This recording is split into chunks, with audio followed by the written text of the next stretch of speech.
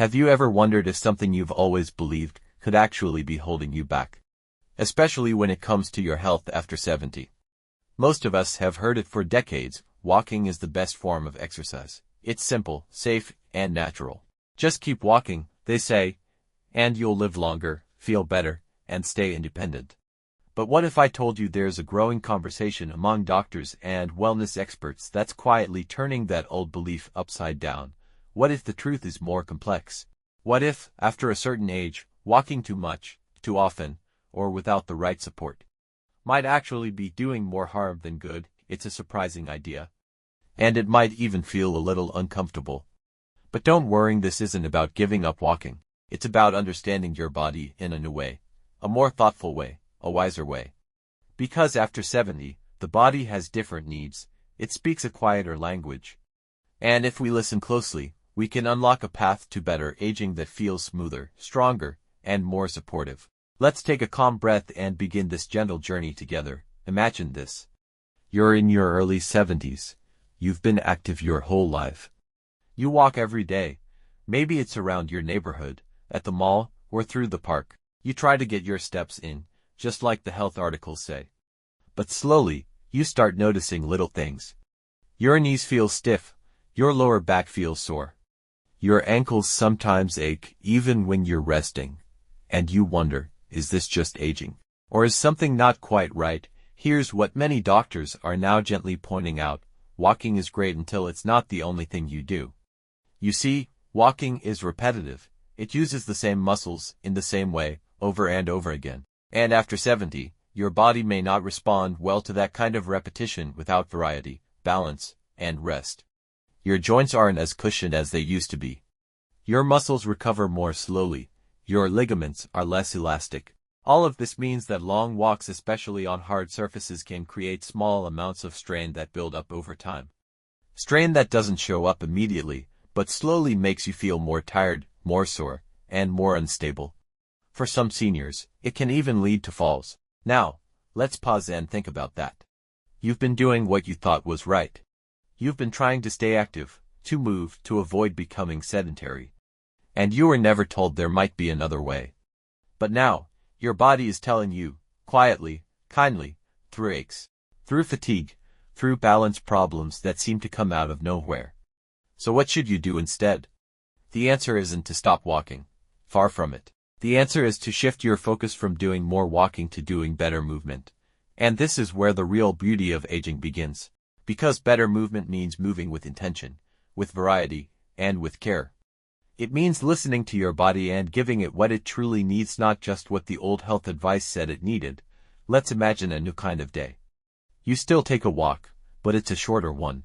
Maybe 10 or 15 minutes on a soft surface like grass or walking track.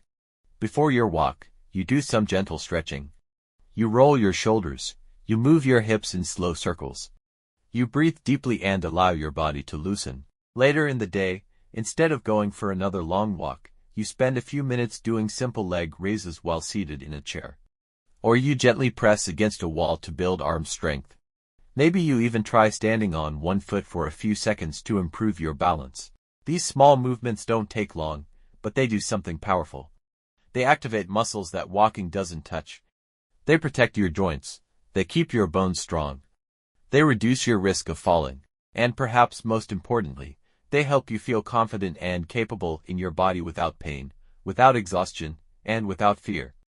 Many seniors say that once they added this variety to their routine, they didn't just feel better, they felt renewed, less stiffness, more energy, greater stability when getting up from a chair, less discomfort at night.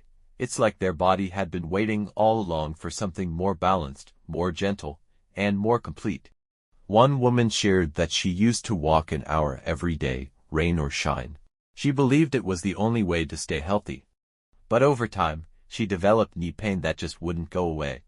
Her doctor told her, "You're overusing the same joints and muscles, and underusing others. Let's mix it up."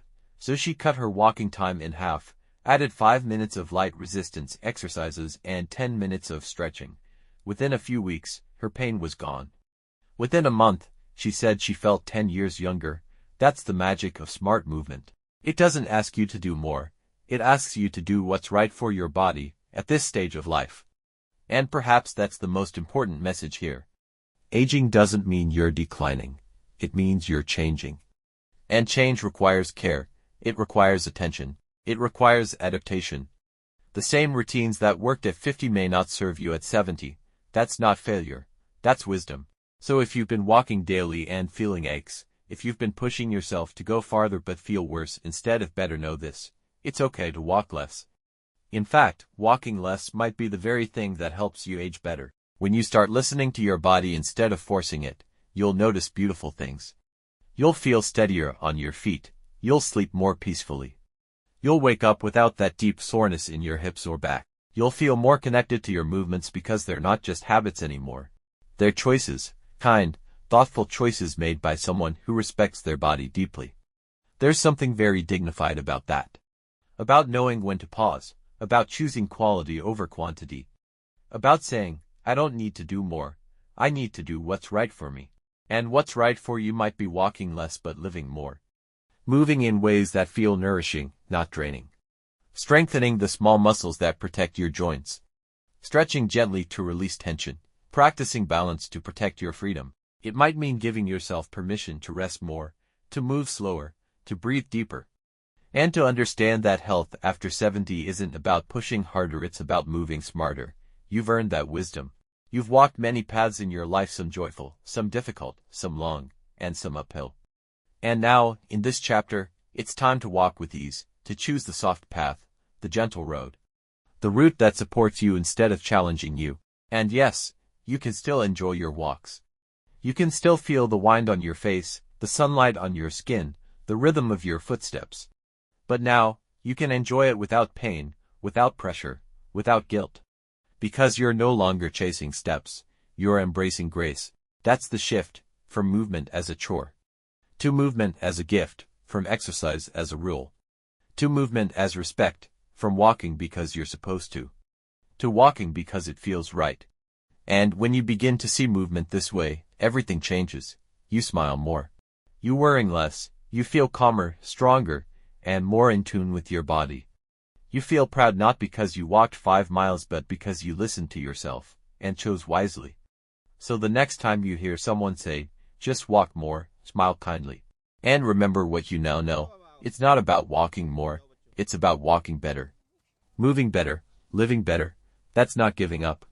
That's growing up. That's wisdom. And wisdom, as we know, becomes richer with age.